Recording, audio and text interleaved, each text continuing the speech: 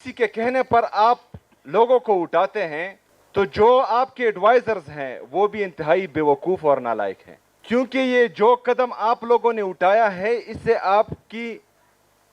ساکھ اٹھے گی نہیں، اس سے لوگوں کے دلوں میں آپ کی نفرت کم نہیں ہوگی لیکن مزید بڑھے گی۔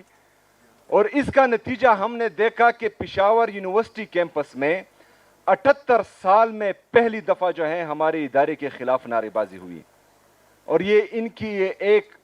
بیوقوفانہ حرکت کی وجہ سے جو انہوں نے جرگے کے بعد کی۔ دہشت گردی لائی گئی ہے، اس پر بھی ہمارے اعتراضات تھے، اور ہم پشاور سے لے کر تورغر کوہستان تک اور ادھر ڈی ای خان وزیرستان تک اور ادھر